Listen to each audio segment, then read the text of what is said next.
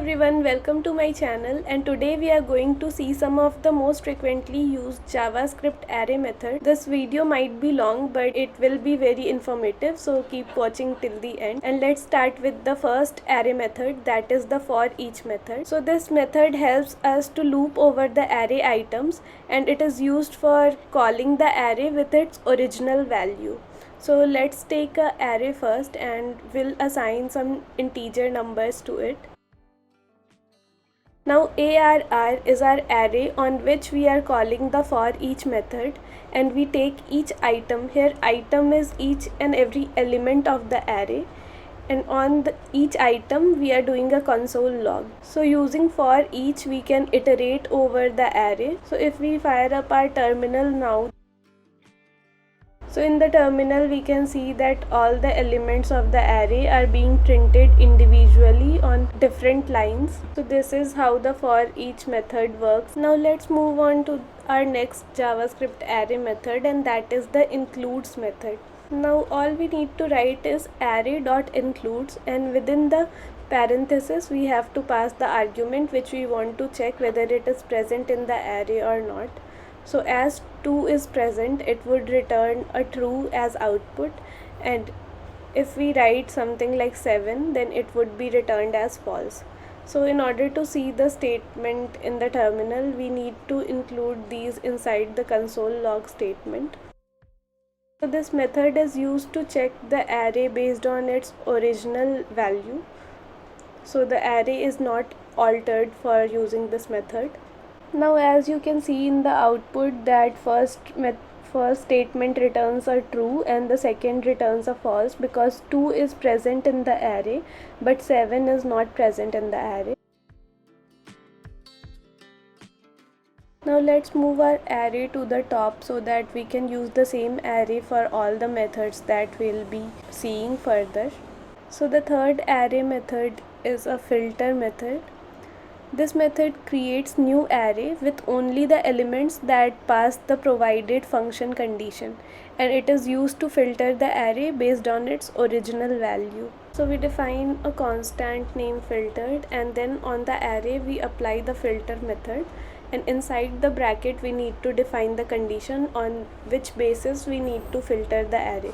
So here we are defining a condition that all the numbers that are greater than 3 should be stored in the filtered array, and then we are doing a console log of the filtered array. So as you can see in the terminal, 4, 5 and 6 are getting printed because the condition was that the number should be greater than 3. So 4, 5 and 6 are the numbers that got filtered out through that condition. Now let's move on to our fourth array method, which is the map method.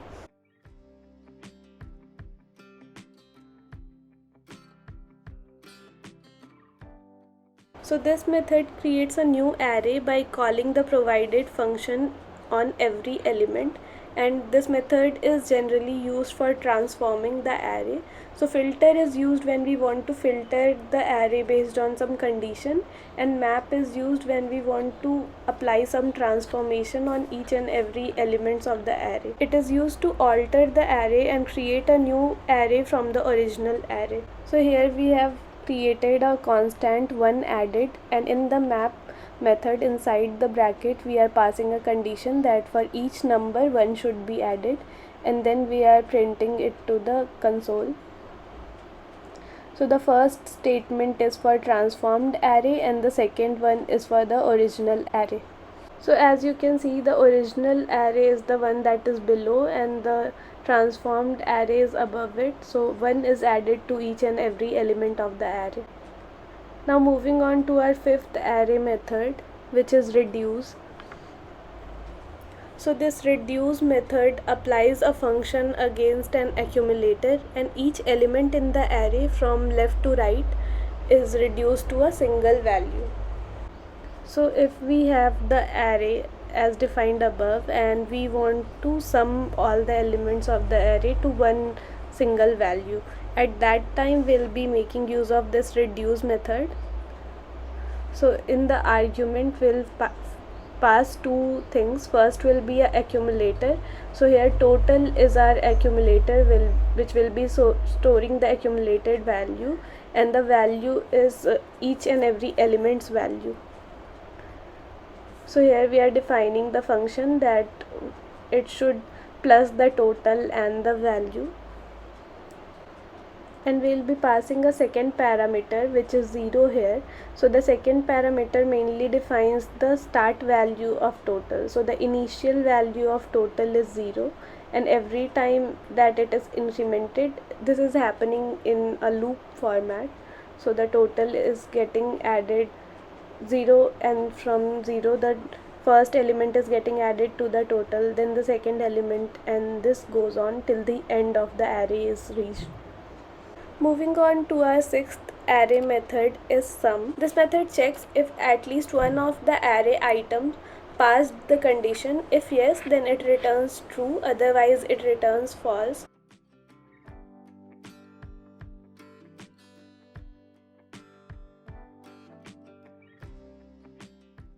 So here what we are trying to say is that at least one element should be greater than 4 inside the array. So if we see the output here, then we can see that true is getting returned because the array had numbers from 1 to 6, and 5 and 6 are greater than 4. So that is why this condition was true.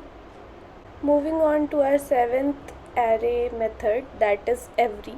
This method checks if all array items pass the condition. If passed, it returns true, otherwise it returns false.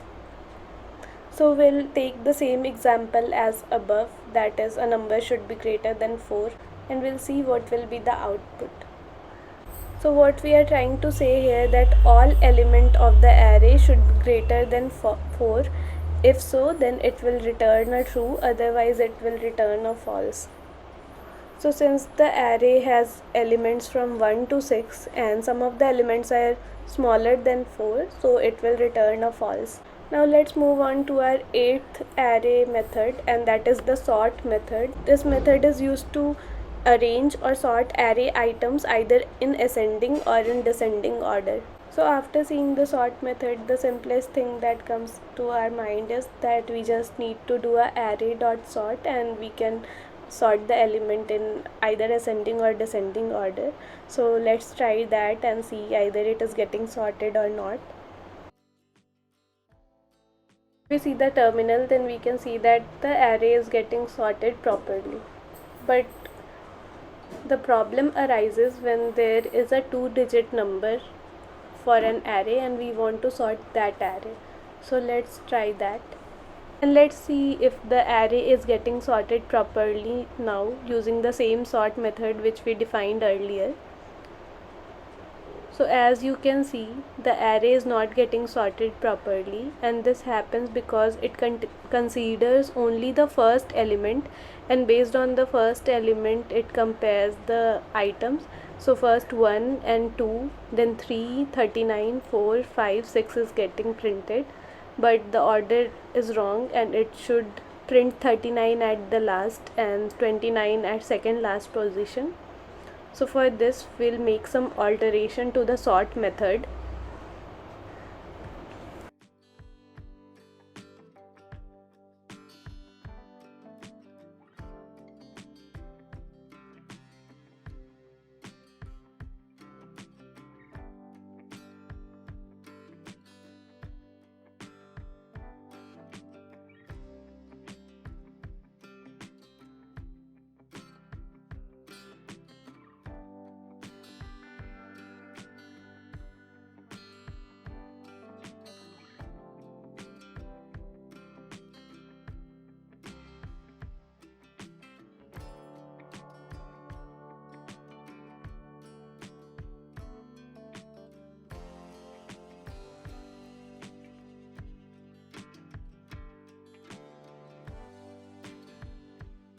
So now as you can see, the array is getting sorted properly. Moving on to our next array method, that is array.from. So this method is used to change everything that is array-like or iterable into a true array. Especially when working with DOM, this will be very helpful. so that you can use other array methods like reduce, map and filter on it. So let's take a string name and I'll give it my name, and then we will try to make this string, like we'll try to change this string to an array using the array.from method. So all we need to do is we need to define a constant, and then we'll write array.from, and inside the bracket we'll give the string.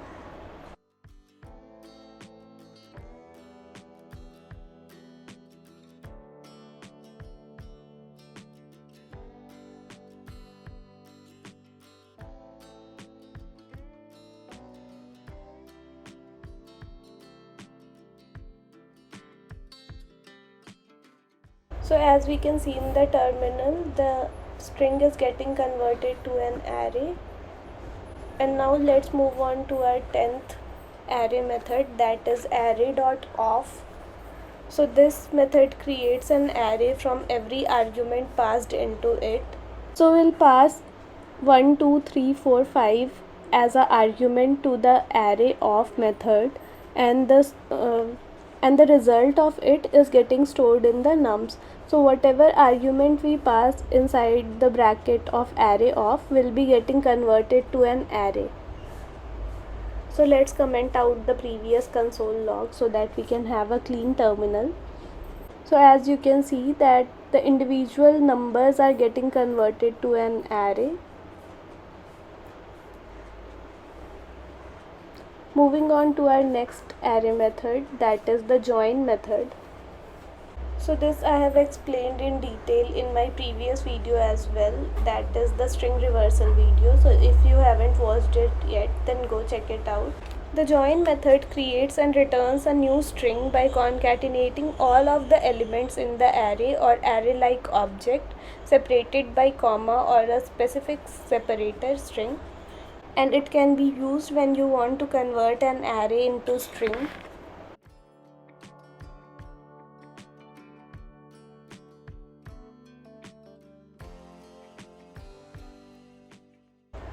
Moving on to our last array method.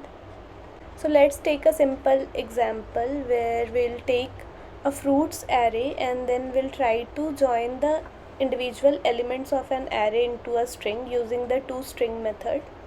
As you might have noticed that every time we want to make use of a array method, then we are using a dot operator. So all we need to do is write the array name, then dot, and then the method that we want to call on it.